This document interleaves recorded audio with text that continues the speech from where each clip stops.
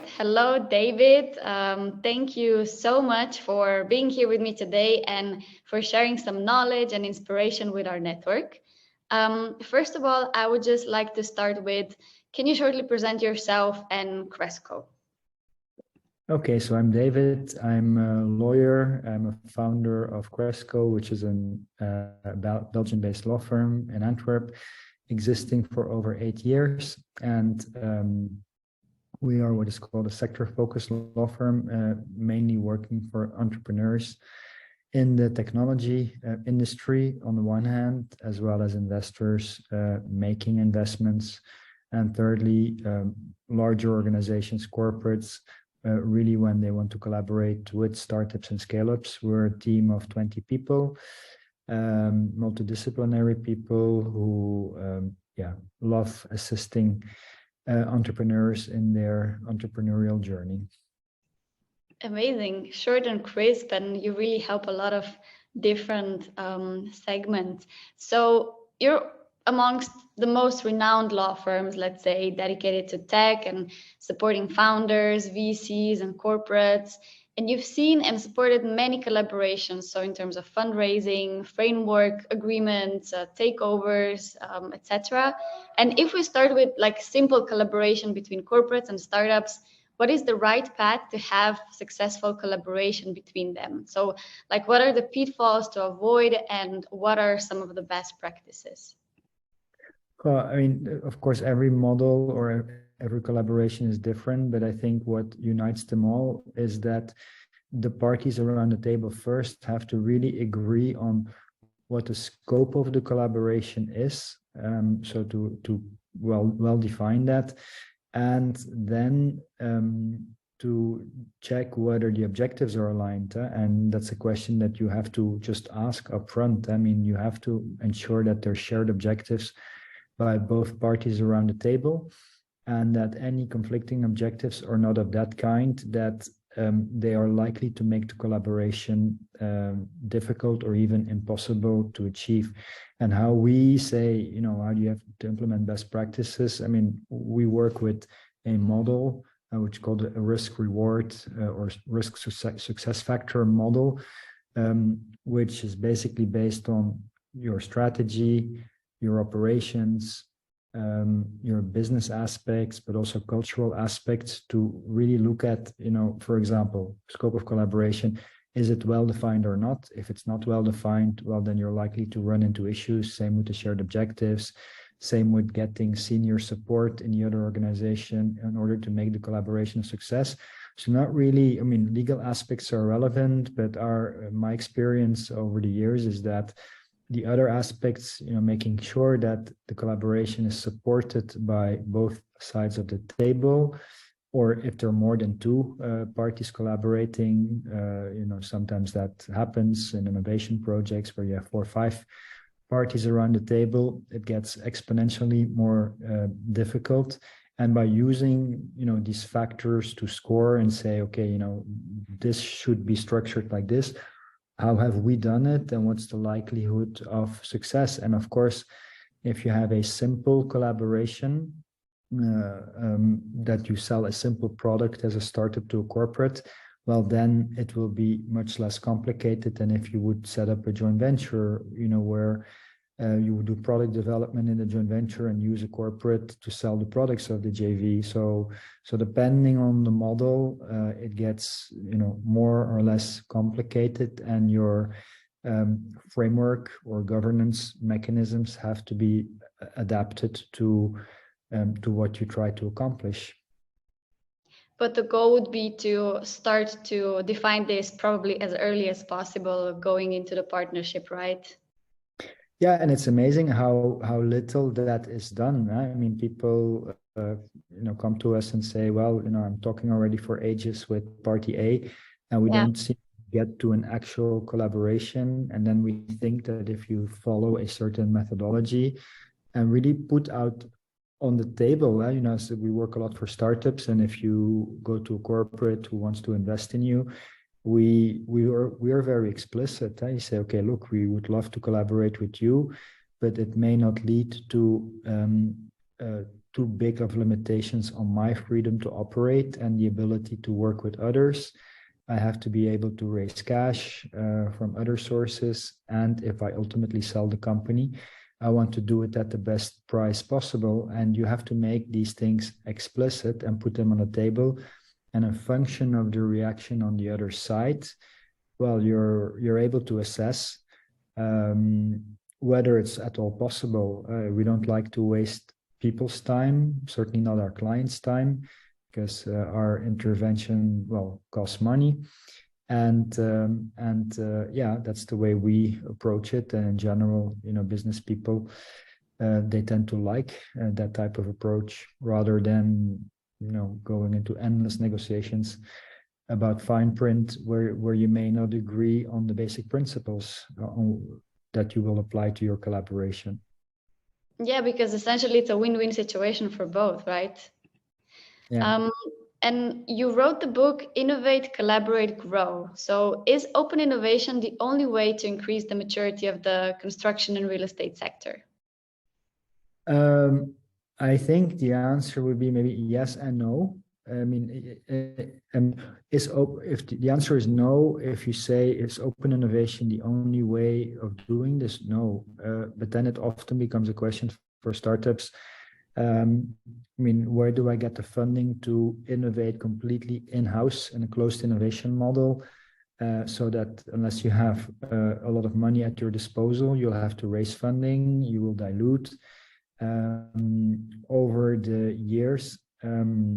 But at the same time, I mean, are we big believers in open innovation? Yes, because nobody knows everything. Nobody can invent everything themselves in-house. And collaboration with others who may have other resources available that you don't have can lead to a better outcome, certainly also more creativity instead of doing everything internally.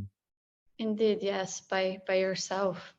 Yes, thank you for sharing this, and I do agree. It's not a black and white answer, but we often say that the net zero race is so like the net zero is a race, but not a competition.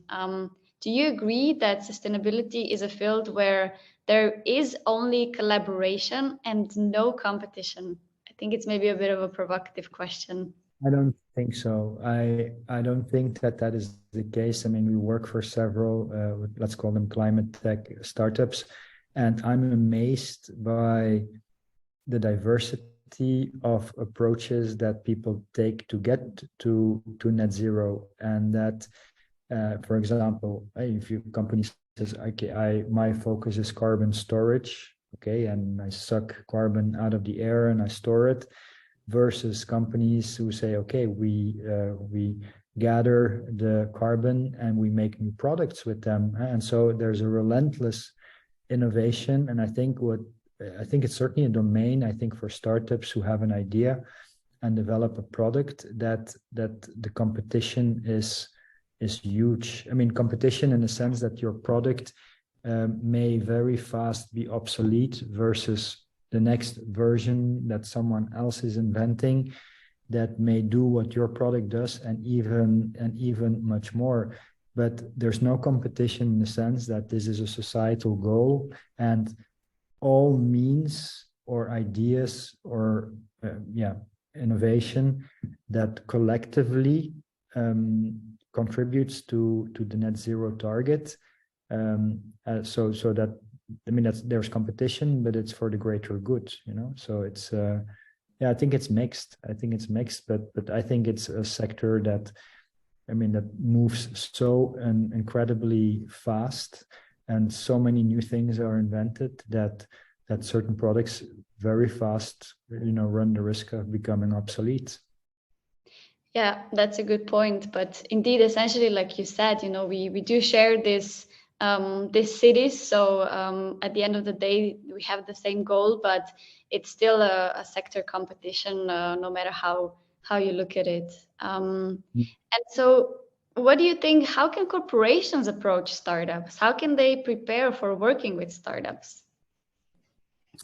Well, I think, I mean, depends a bit on how big the corporation is, but I think certainly one of the issues that many startups have is being permitted to do business with corporates. So if you have, I mean, certainly really large companies, banks, industrial companies that may have procurement principles that simply cannot be met by a startup. I'll give you an example. If you say, give me your financial statements of the past 3 years and show black numbers. Well, I mean, by definition, you will exclude A, companies that do not exist for such a period of time, and B, that are loss-making, but they're loss-making because they're making investments in R&D that will ultimately will lead to products. So that's one aspect, the procurement aspect, and two, and that is actually one of the reasons to write the book, is to really explain to not only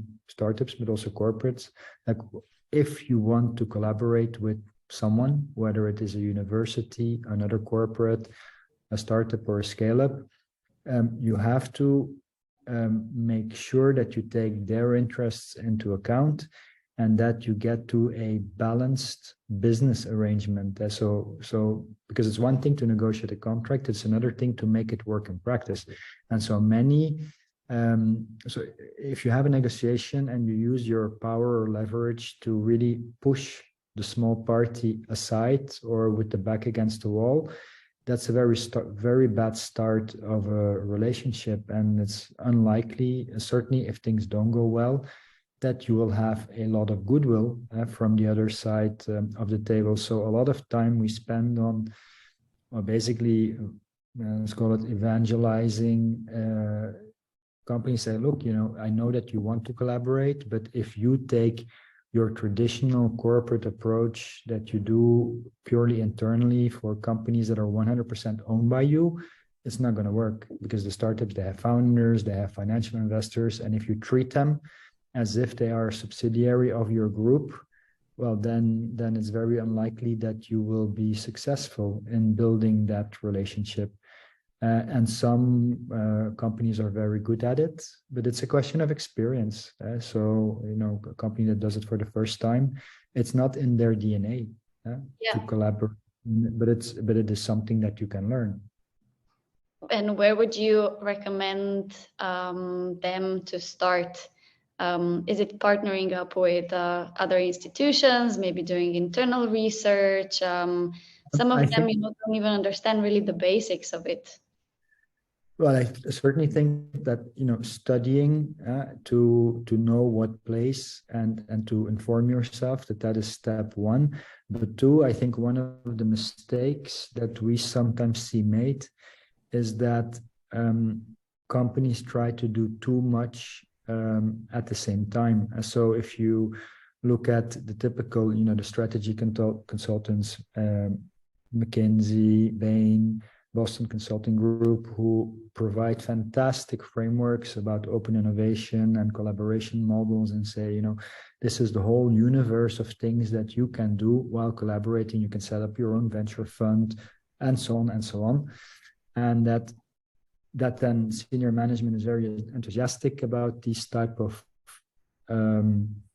programs, and then they hire someone and says, okay, that's your task now to do this.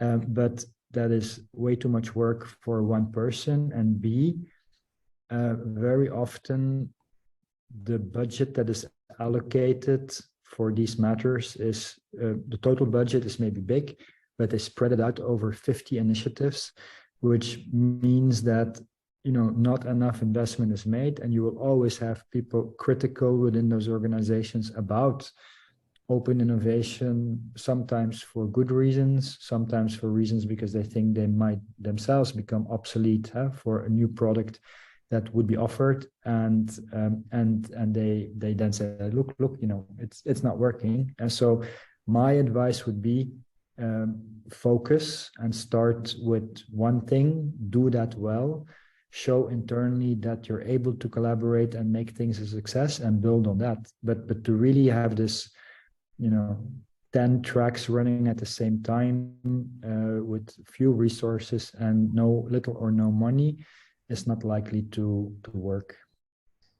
I think this is such a great recommendation and such a great observation, because I've seen it as well together with working with corporations. And I do agree. I think focus is very important. Allocating budget is important. A lot of the times budget also comes from, I feel like, some marketing areas or so it's really oftentimes very not defined. And when you really define your innovation focus and your strategy, I think then it's way easier, or not easier, maybe just more streamlined, let's say.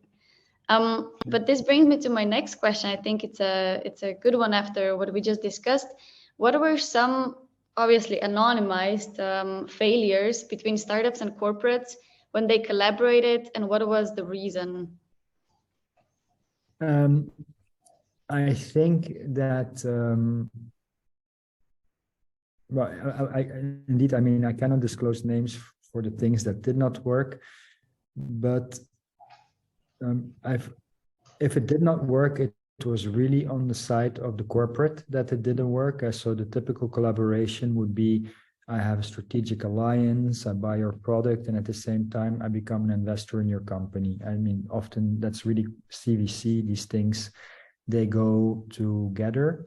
And I've seen several cases where it did not work at all, the collaboration between the parties. And that my reading of the reasons was that there was not enough senior support in the corporate to make the collaboration a success. So that's a very important one. I mean, if you have the top CEO of a big corporate says, I love this and I want to make this a success, well, then the likelihood that everyone below, if I can call it like that, does everything to please the CEO is quite real. Second, and certainly that is relevant if you set up a collaboration whereby the corporate will start selling your product standalone or integrated in a broader service offering, that the incentive structure has to be structured right, so that that sales staff, for example, that the commission arrangements they have takes that into account. So I've give you an example of a case where a salesperson was a very expensive alliance and really nothing came out of it. And then they did a post-mortem on, why did this not work? And you had the salesperson in the US and says, look, my own company makes me sell 20 products and my commission arrangement is X%. And now you're putting 5 other products in my portfolio that I have to sell. And my commission percentage is the same, but it's only calculated on 20% of the total amount, meaning it's only 1/5 as high as what he or she would get if selling their own product. So, I mean, it's so obvious that a person will simply not put in the effort, and then the top of the organization can say, well, do this, but if the incentives are not right, so senior executive support, making sure there's no blockage or infighting on the other side. And making sure that everybody throughout the organization is incentivized to make it a success. Well, it sounds evident and simple, but it is not simple at all. So, but that, I think that springs to mind as the most important elements. Indeed, I think it sounds simple, but it's not simple at all to really have the buy-in. And I also saw way more success when the buy-in was more like high level. Things just happened because they had to happen, right? So, and a lot of times I think obviously maybe some high level executives have a better overview also what the company maybe needs, rather than like some nitty-gritty things that are not as important. So and also have like the long-term vision to know what they're actually looking for. So indeed, I think it's super important to have the buy-in from the management. Then let's maybe talk a little bit about RecAp. So at RecAp, your role is also to support corporates increasing their ESG performances and comply with the regulations. So can you clarify why legal support is absolutely crucial here? Well, I mean, I think you have, the corporates that are your partner, but in general, mean, from the European level, also United Nations a bit, with the SDGs, but that is more vague, I would say, and non-binding. But there are mandatory regulations coming out of Europe, the European Union, SFDR, CSDR, EU taxonomy, and others that start relatively light, but have the tendency to become more stringent over time. And so where first it is more of a comply or explain principle, where you say, you have to either comply, and if you don't comply, you have to explain why you don't comply. You will see that the pressure of the market in general, for example, and also more stringent regulations are things that you cannot ignore, and they simply have to be. So it's a combination of everything. It is the goal is to reach net zero and reduce fossil fuels and stop or make climate change happen slower, at least, and that it's a combination of laws, regulations that ever become more stringent.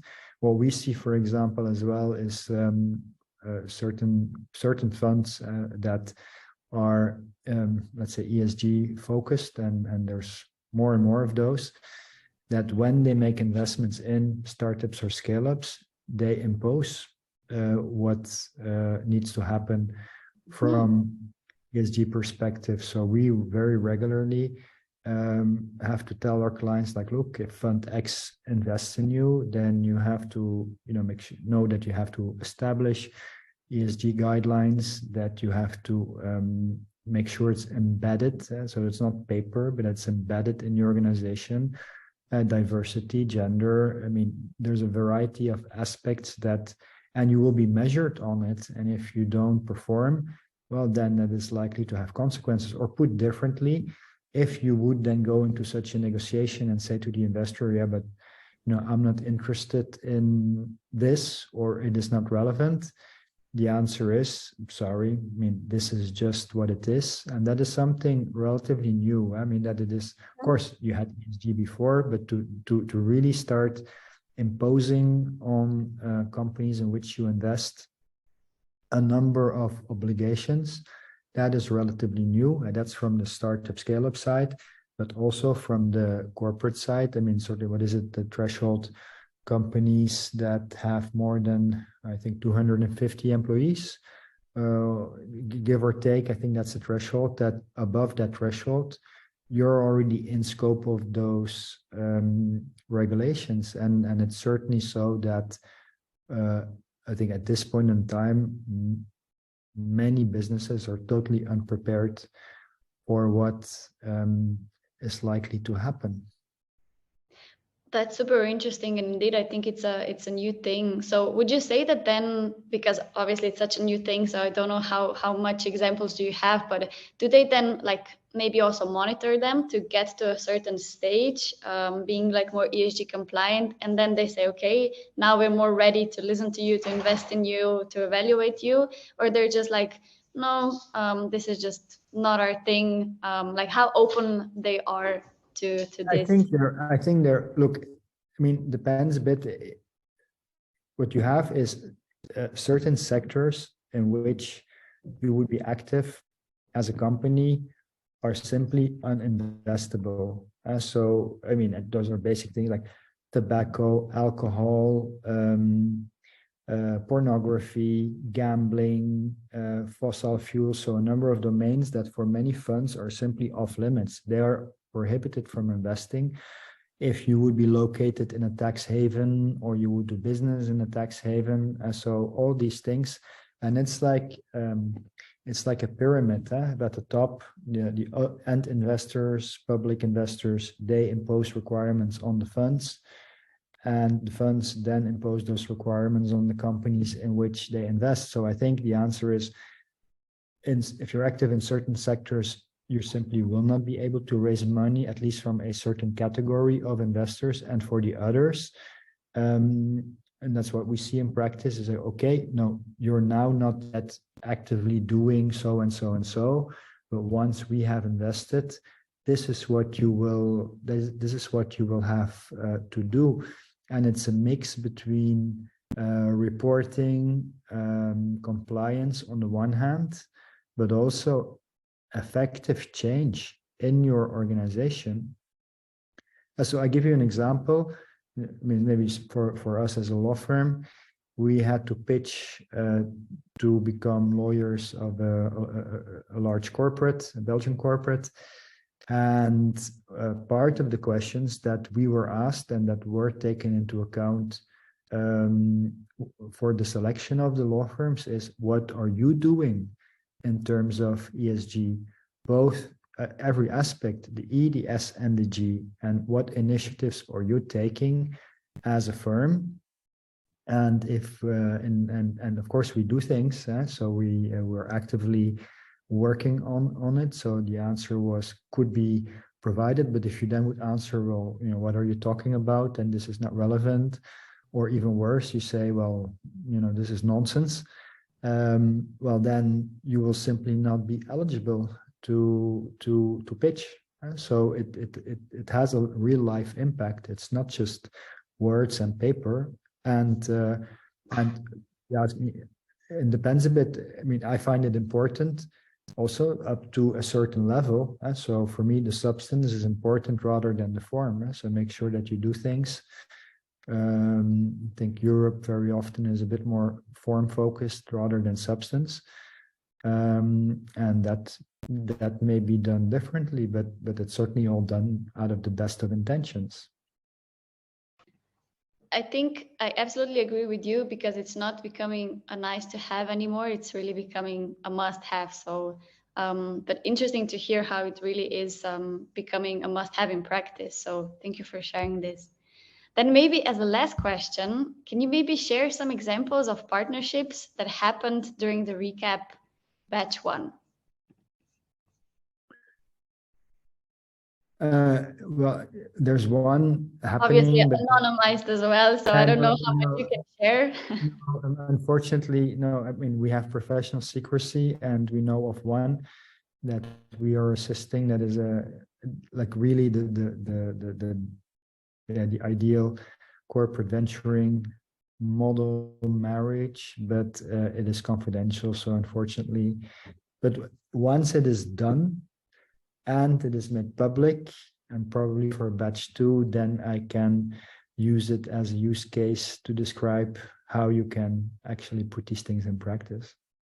That sounds like a great plan, and I'm glad that we kept some secrecy there, so that we do share that something is going on and that there's a lot of good examples, but we will share more once we can.